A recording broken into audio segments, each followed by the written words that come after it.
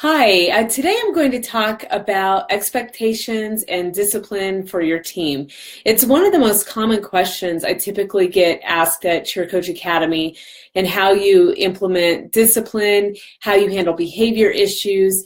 And I just want to let you know that now is the time, right at tryouts, right at the beginning of another season, that this is the time that you can establish your expectations for the year. This is where you can hopefully prevent behavior and discipline issues throughout the year. Now, you're not going to avoid them completely, and every team is different, so you are going to have to make sure you adapt based on your team. But I'd like to just share with you some tips on how you can establish behavior and discipline expectations for the year.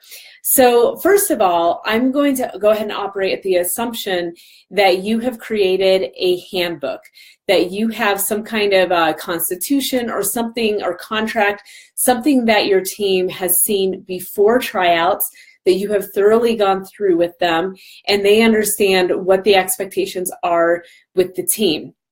Now, some of the things you want to make sure you cover in that are the tryouts, practice, and game expectations, the time commitment, the summer commitment, including camps, conduct and discipline, resolving conflicts and how to resolve those. So some of the things to consider on the resolving conflicts, it's going directly to the person that there may be that conflict with.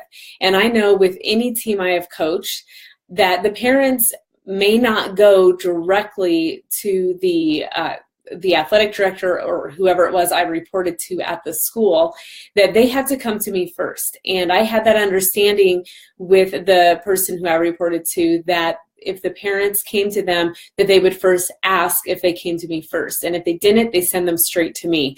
So that is one thing that you want to make sure you establish with the school, that the parents can't just come and report to the athletic director or activities director that you are working with, that they are first coming to you. And that'll help resolve or prevent a lot of problems. And so you want to make sure you have that established. Resolving conflicts among team members, if they have issues with each other, making sure that you've really thought through the order that you want them to take care of those issues. So you want to also make sure in your handbook that you talk about absences, what's excused, what's unexcused, what about when the athlete is tardy. You want to be clear about the financial commitment, parent expectations, also about awards and getting a letter at the end of the year, and also uniforms and what those expectations are, whether they are buying them or they are using school-issued uniforms, and the treatment of how those uniforms should be. So number one, we're operating at the assumption that you have a great handbook. And I do want to point out that if you are at a loss of what to put in there, I have something available through CCA, and it's the Cheer Coaches Tryout Starter Package. So be sure to check out the website under resources, and that information, you'll get an entire handbook, and it's over 20 years of my cheer coaching experience that I've added to throughout the years and have adapted throughout the years. So take a look at that. Second, we are going to operate at the assumption that you have had a mandatory meeting with your athletes and with your parents prior to tryouts. I always make these meetings mandatory, and I typically will have at least 2 options of when to attend the meetings, so there isn't an excuse of why they couldn't attend. And I even will do the one-on-one meeting if for some reason a parent and the athlete cannot attend the meetings. It is so important that you go over this information not only in writing, but also verbally with the parents and with the athletes, so they understand what the expectations are of being on the team. And if anything, you might want to almost put so much down that it almost scares them away. You don't really want to scare away a lot of people, but you want to show that it's serious and that it's a year-long commitment to be on a cheer team, and you are going to be spending that whole year with them, and you are their coach. And so make sure you have those expectations set out for them. Now, I'm going to talk to you about something that you may or may not do with your team. And I actually have worked directly with youth, so middle school and high school students in my career through a nonprofit for 15 years. And I still continue to do some work in that regard. But there's a lot that you can do to help create buy-in from your team. So you also don't want these rules, these expectations to be top down, that it's all coming from you.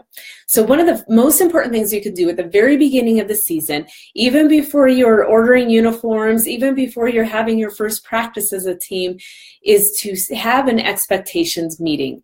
And I would recommend that you go outside the school. Maybe it's a slumber party at one of the athletes' houses. I would recommend that you just go off-site and have that expectations meeting. It's also where you're going to set the goals for the year. Now, your team has already received the list and the handbook of the expectations, so they know what you want for the team. But this is your opportunity for them to give feedback. Most people, whether you're a teenager or you're an adult, you're going to buy into something if you have contributed to those rules and what they are. So this is what you'll do. You'll sit down with them, and if you're comfortable, you could have one of your team leaders, the captains, help lead this meeting so it doesn't look like it's coming from you. But you are going to just say, hey, we want to set our expectations for the year. What are our rules? What do we expect of each other, our behavior, what should happen, what are those consequences if we don't live up to the expectations? And then the second part would be, what are the goals that we are setting as a team for the year? So the first part is the expectations, and you want to cover everything and be very specific. Now, I would first recommend keeping it very general, because you're going to find out what is important to them. So if you just say, what are your expectations of each other? You would be surprised what they come up with. And you'll probably see things that might have happened the year before that they'll bring up. So maybe there was a big issue with being absent from practice or not having the proper practice attire. If there was a big issue with that the year before, you're probably going to start hearing that, because I'll tell you what, most people want structure, they want boundaries, they want some rules in place. And they're going to buy into it more, like I said, if they're helping to set it. And so see what they say in general. That'll give you a good idea of what's important to them. But then you want to cover specifically, what are the expectations of our behavior in school, our behavior outside of school? What are our expectations at practice? When we're at games and competitions, what's the expectations? What are the expectations for attendance? And also how we interact with each other as a team. So make a long list of everything that you are wanting your team to discuss, and be very specific and ask them to be specific. Now, then once you have that list, and one thing you can do if you're actually leading the discussion, be sure to have one of your athletes or a couple of them, have them be writing up on a board or a poster board, however you're going to be doing that, because that'll engage them and they will also be helping to lead the meeting.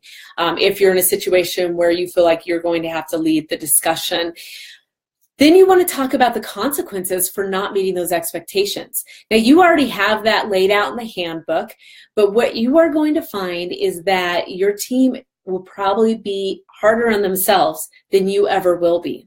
And so what you want to do is have them help come up with the consequences. So they're going to say, well, it should be this. If you are absent, then you're benched from a game, or you get a mark against you, and if you miss more than 2 practices, then you're benched from a game.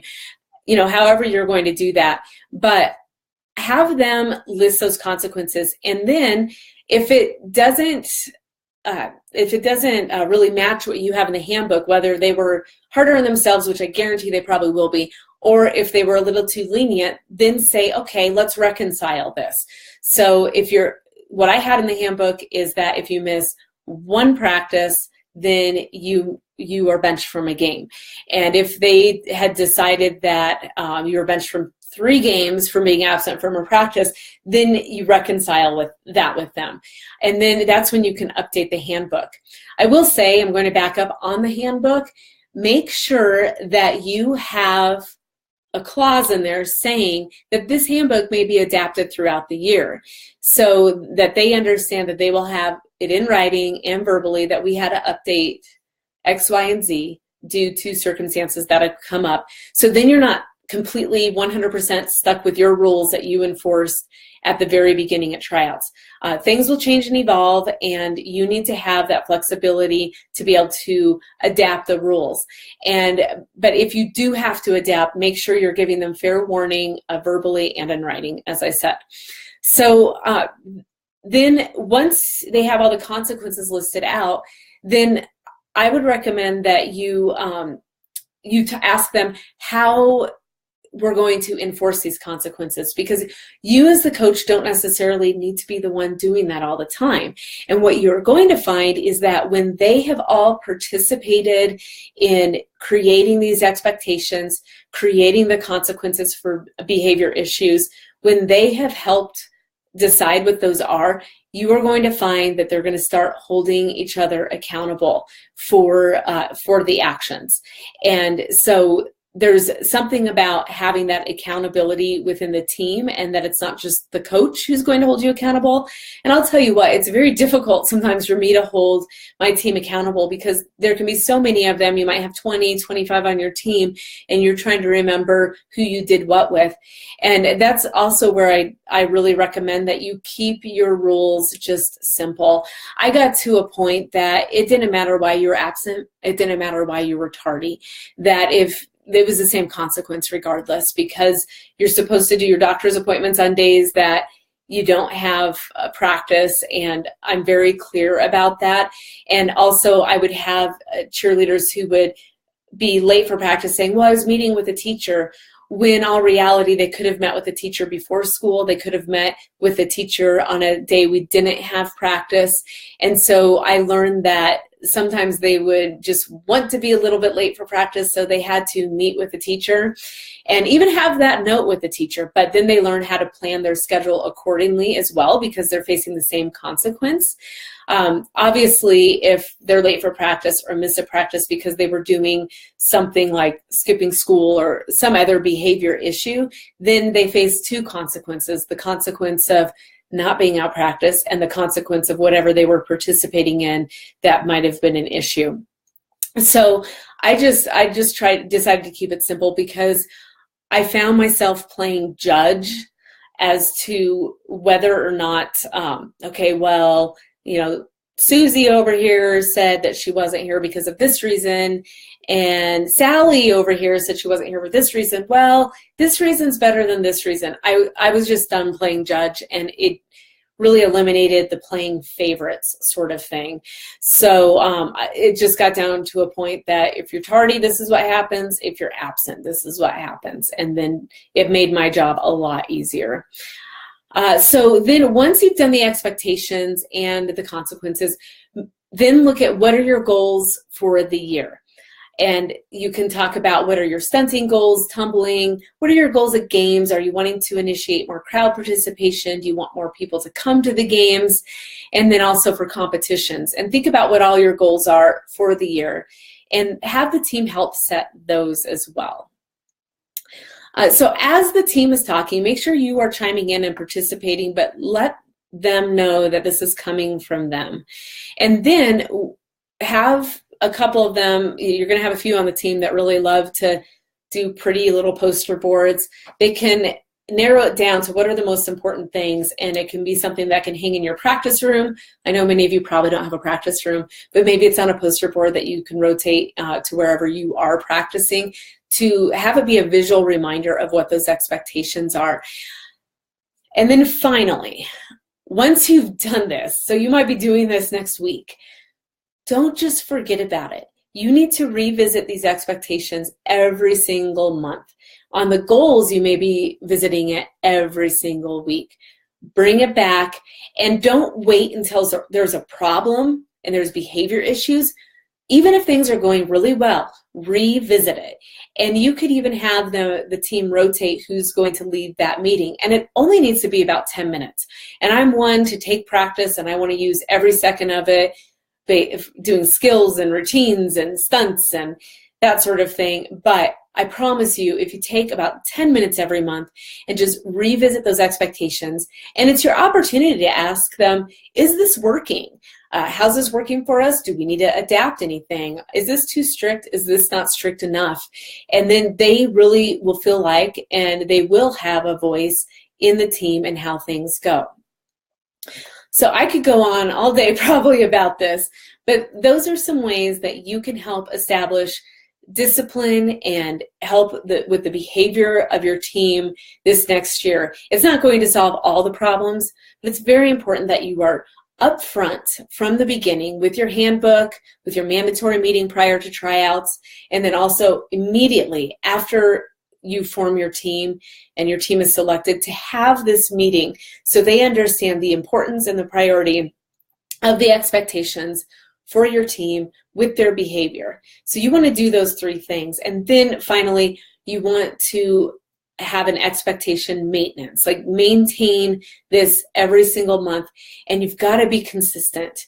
You have to be consistent with what your rules are and your expectations, and you need to be concise too. There's a lot of rules to be thinking about for your team, but be concise with them as well so it's simple. Don't make it difficult for them to remember every single rule and every single consequence. Make it easy on yourself as well, because I'll tell you what, when I've made it difficult and lengthy and not very concise, I forget myself what my rules were. You don't want to go there at all. So I hope this helps you out. I'd love to hear your feedback. If you would like to post below or send an email to me, let me know some things that have worked for you. But now is your time. Now is your time to establish the expectations for your team. It's going to make your year go a lot smoother. I guarantee it. And there's so much more we can be doing, and we'll talk about it throughout the year. But I hope this has been helpful, and I'd love to hear feedback from you. Thanks. Have a great day. Bye.